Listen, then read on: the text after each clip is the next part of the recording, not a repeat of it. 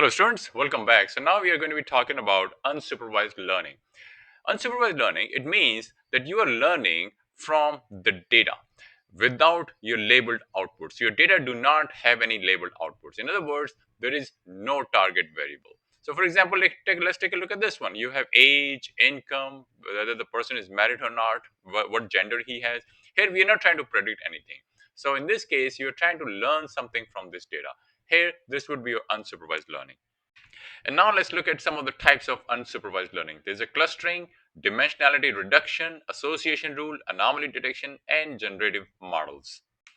Now in clustering, what you do is that you group similar data points together and you try to find patterns. So suppose this is your original data right here and you group them. Let's say you try to find two clusters, so you try to group them into two clusters, so maybe it comes out to be something like this. Or maybe you try to cluster into you try to find three clusters, so you group them into three clusters right here. So this is three clusters, this is two clusters, and maybe this is how it comes out to be. So in this case, you're trying to find pattern. Maybe these data points right here, they hang out together, and maybe these data points, they hang out together. So this is your two clusters, same data. In this case, you have these data points, you have this data point, and then you have these ones. So these three, they hang out together in their own groups. So some of the common algorithm for your clustering would be k-means, hierarchical clustering, db-scan, mean shift. Now, some of the practical applications, some of the examples of this clustering would be in customer segmentation. So maybe you want to find out who are high spender versus low spender. So maybe these guys are your high spender, and maybe these guys are your low spender. So you can target these people one way, and you can have a marketing campaigning different way for these customers. You can also use it for grouping similar documents. Actually, I've used that. So I had these documents where hospital bills and doctor's report, they were mixed together. So I had to separate them. So in this case, I actually used this clustering to actually group hospital bills and doctor's report separately. Also for image segmentation, you can also use them for this. And then there is a dimensionality reduction. This one, it reduces the number of features. Features, think of that as a columns. It reduces the number of features, also at the same time preserving important information. You do not want to lose important information when you're going, let's say, from 100 features or 100 columns to, let's say, 3 features. You want to make sure that all your information or most of your information is preserved. In this particular case, it helps you with data compression, visualization, and also noise reduction.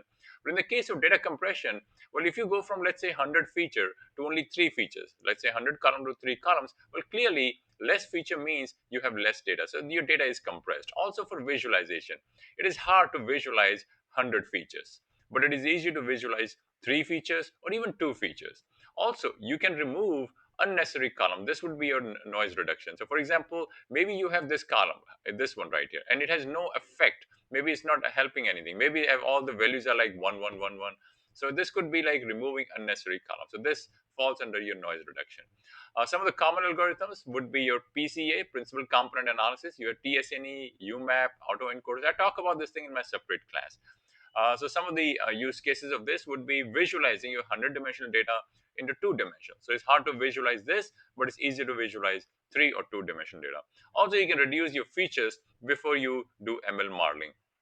When you give your data to your machine learning model, it learns pretty well if you have a good features, important features. So you can remove some of the useless features or features that are not important. So it helps you in that scenario. Association rule learning. Well, in this case, it finds the relationship between variables. So the idea is this, that you are trying to find if and then patterns. So a common algorithm that would be a priori, FP growth, and E-clad. These are the common ones. So market basket analysis. This is a very useful and very commonly used scenario for association rule. For example, if customers, here I'm using if condition, if customers buy bread, they also buy butter. If students, they buy notebooks, then they also buy pen. Well, if the month is May, June, July, August, maybe this is summertime, then more customers, they consume cold drinks, right? So in this case, this is an if and then pattern. That's what you're trying to do. You're trying to find this if and then pattern from your data. Now, anomaly detection. Well, anomaly detection, what it does is it finds rare or unusual data points. And these are your outliers, these are your anomalies. A common algorithm would be isolation forest, one class SVM, and local outlier factors. So for example, let's take a look at this data right here. Here you can see that these points, they're hanging out together. This is hanging out together. So it seems like most of your points, they hang out over here or over here. But then these guys, like this one and this one, they don't belong to this cluster, they don't belong to this. So they are basically anomaly. They are not part of any cluster. In this case, you can actually, some of the use cases of this would be fraud detection. So maybe customers have this type of behavior, or maybe have this type of behavior. Then these guys, they actually, there's a very unusual transaction over here, right here. So this would be a fraud detection. Also network intrusion detection, fault detection. So these are some of the use cases of your anomaly detection. Generative models. Here, your model actually learns the data distribution. And after it learns the data distribution, it generates new sample. Could be something like this. So it actually learned it actually has seen the picture of little girls, but actually has seen many pictures of little girls. Also has seen the picture of lions. So it has learned the data distribution. After that, it generates a new sample where a little girl is playing with a lion. The common model would be GAN, your variational autoencoders. So these things are discussed in my other classes. So for example, you could be using to generate a new image. So this is an example where it's generating a new image, and you can see that there's no way a girl can be playing with a lion.